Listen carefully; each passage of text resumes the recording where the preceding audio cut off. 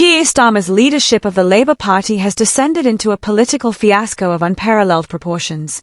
In recent months, his policies have sparked outrage among core voter groups, fractured his own party, and created deep divisions that threaten the party's very future. His decisions, rather than delivering the hope and change Labour once represented, have turned the party into a shadow of its former self. Voters are turning away in droves, and Labour is rapidly spiraling into irrelevance, all thanks to a leader who seems hell-bent on alienating the very people he should be fighting for. The most obvious and glaring example of Starmer's disastrous leadership comes from the agricultural sector. Farmers across the UK are enraged by Starmer's decision to strip away long-standing tax breaks that have been a lifeline for an industry struggling to survive. The UK farming community has been hit with crisis after crisis, unpredictable weather, rising costs, and market instability.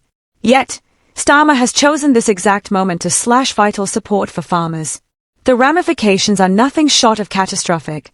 Estimates suggest that up to 100,000 farms could be impacted by these policy changes, potentially decimating rural communities that rely on agriculture for their economic survival. This isn't just about policy, it's about livelihoods, and Starmer has shown an utter lack of empathy for those who form the backbone of the UK's food production. For what? To score political points at the expense of hardworking farmers? It's hard to believe he doesn't know the devastation his decisions will cause, but the truth is that it feels as though Starmer is so out of touch with reality that he simply doesn't care. And if farmers weren't angry enough, Starmer's decisions are causing a deep rift within his own party. The Labour Party has always been synonymous with social issues, protecting the NHS, advocating for workers' rights, and ensuring that those most vulnerable in society have a voice. Yet, in a shocking and completely out-of-place move, Starmer has pushed for a massive increase in defence spending. This has led to infighting within Labour ranks, with Shadow Chancellor Rachel Reeves vehemently opposing the defence budget boost. The party's internal discord over such a crucial issue highlights how fragmented Labour has become under Starmer's leadership. There is no cohesion, no unified direction, just chaos. Even prominent members like Business Secretary Jonathan Reynolds have weighed in, claiming that national security is a critical issue, but disagreeing on how best to address it. If Labour cannot agree on something as fundamental as defence spending, what does that say about their ability to govern on issues of national importance? However, the true catastrophe for Starmer's leadership might lie in his handling of foreign policy. The deal surrounding the Chagos Islands, particularly the transfer of British territory to Mauritius, is a scandal of monumental proportions. The strategic Diego Garcia military base, which is vital to UK defence interests, is at the centre of the storm. And what does Starmer do? He champions this deal, seemingly oblivious to the potential consequences. But now, the deal has come under investigation, with former Prime Minister of Mauritius, Pravin Jugnauth, embroiled in a money laundering scandal. If that weren't bad enough, the cost to UK taxpayers could run into billions, between £9 billion and £18 billion over the coming decades.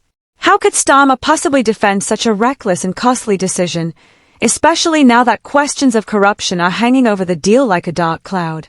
This isn't just a foreign policy blunder, it's a breach of trust that has the potential to tarnish the UK's diplomatic credibility for generations. The fact that Starmer continues to stand by this decision, despite mounting evidence that it was a colossal mistake, speaks volumes about his inability to make sound judgments on issues of national importance. It's clear, under Starmer, Labour is in full crisis mode.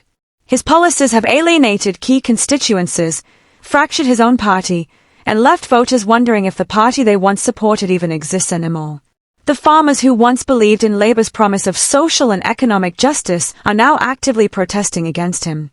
Labour voters, who have always seen the party as their protector and advocate, now feel abandoned and betrayed. The party's approval ratings are plummeting, and Labour's credibility is in tatters. It's not just about the specific policies anymore, it's about the loss of trust, the erosion of faith in a leader who seems completely out of his depth. Starmer's decisions have proven one thing above all else. The party that once fought for the working class has lost its way, and there's no clear sign that Starmer has any idea how to bring it back. In the end, it doesn't matter how many policy changes Starmer makes if the core of the Labour Party, the working class and those it was built to protect, no longer believes in him. And that's the tragedy.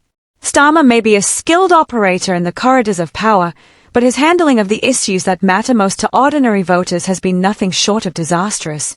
He's driven the Labour Party to the brink of collapse, and unless he changes course, and fast, his leadership will go down as one of the most disastrous in modern political history.